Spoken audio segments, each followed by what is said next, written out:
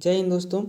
आज हम लोग संविधान के उद्देशिका जिसे प्रस्तावना भी कहते हैं उसके बारे में पढ़ेंगे। आइए सबसे पहले हम लोग एक बार प्रस्तावना को पूरा एक बार पढ़ते हैं।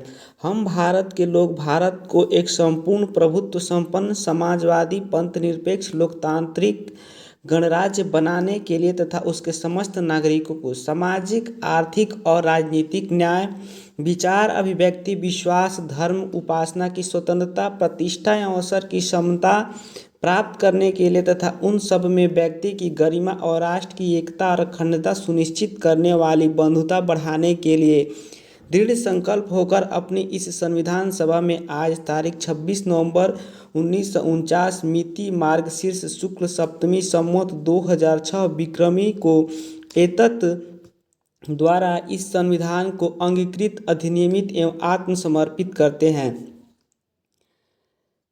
संविधान के बारे में प्रस्तावना के बारे में देखते हैं। सबसे पहले भारतीय संविधान की उद्देशिका प्रस्तावना का विचार कहाँ से लिया गया है, तो ये लिया गया है अमेरिका से।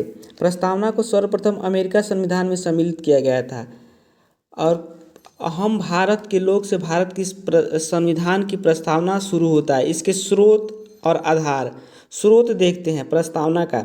विचार है अमेरिका से लिया गया है और भाषा जो है ऑस्ट्रेलिया से लिया गया है। आधार इसका क्या है? आधार इसका है ऑब्जेक्टिव रिजोल्यूशन उद्देश्य प्रस्तावना। 13 दिसंबर 1946 को जवाहरलाल नेहरू ने प्रस्तावना पेश किया था संविधान सभा में और 22 जनवरी 1947 को संविधान सभा द्वारा संविधान की प्रस्तावना को स्वीकार कर लिया गया।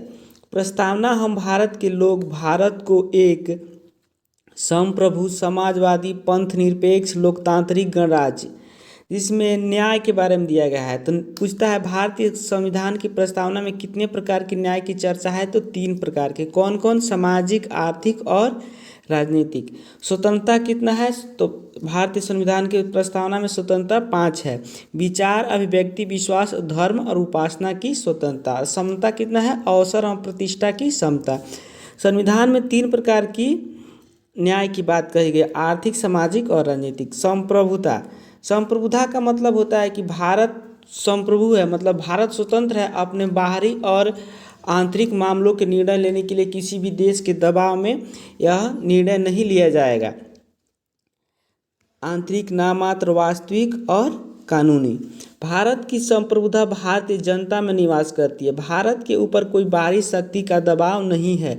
सभी निर्णय जनता द्वारा पूर्ण बहुमत से चुनी गई सरकार द्वारा लिए जाते हैं। जहां अर्थव्यवस्था पर समाज का अधिकार हो वहां समाजवादी अर्थव्यवस्था कहलाती है। वर्तमान में भारत की अर्थव्यवस्था मिश्रित है।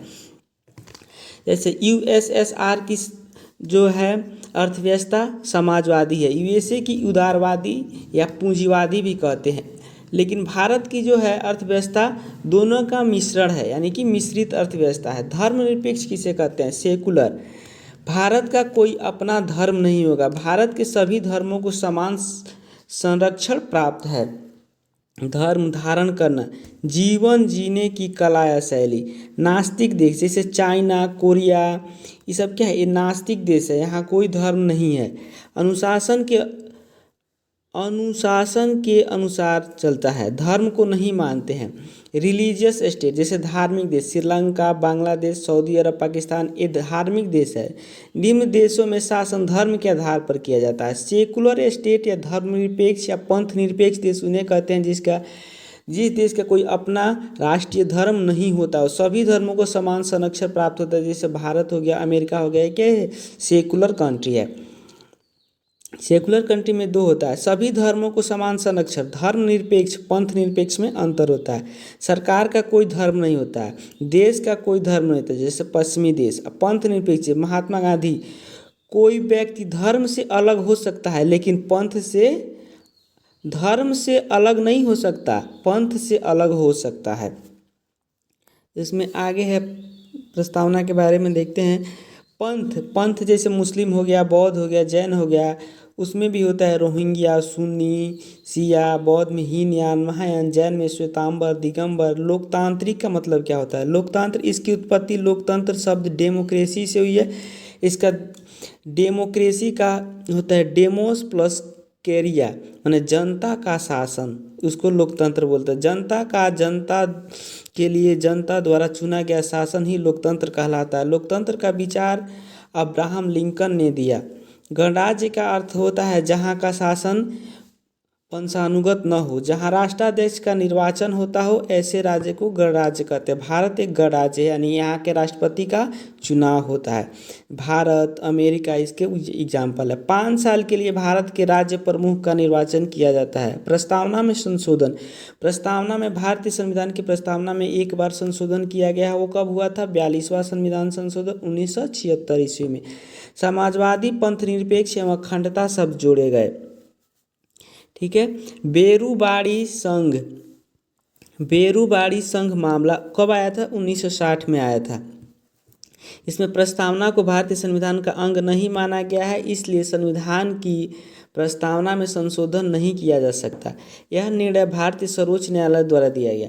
उसके बाद से 1973 में केशवानंद भारती बनाम केरल राज्य का मामला आया। इस मामले में सर्वोच्च न्यायालय ने प्रस्तावना को भारतीय संविधान का अंग माना और कहा कि प्रस्तावना में संशोधन किया जा सकता है। प्रस्तावना संविधान का आंतरिक भाग है, इसलिए संशोधन किया जा सकता है, लेकिन संविधान के मूलभूत ढांचे में परिवर्तन नहीं किया जा सकता। ये नोट बहुत ही इम्पोर्टेंट है। प्रस्तावना संविधान का परिचय पत्र किसने कहा? तो N.A. पालकीवाला। संविधान की प्रस्तावना हमारे दीर्घकालिक सपनों का विचार है, किसने कहा था? तो अल्लादी कृष्णास्वामी अय्यर ने। प्रस्तावना संप्रभु लोकतांत्रिक गणराज्य का भविष्य फल है, किसने कहा था? तो K.M. मुंशी ने कहा था। प्रस्तावना संविधान की कुंजी है, किसने कहा था? तो अर्नेस्ट वार्कर ने कहा था।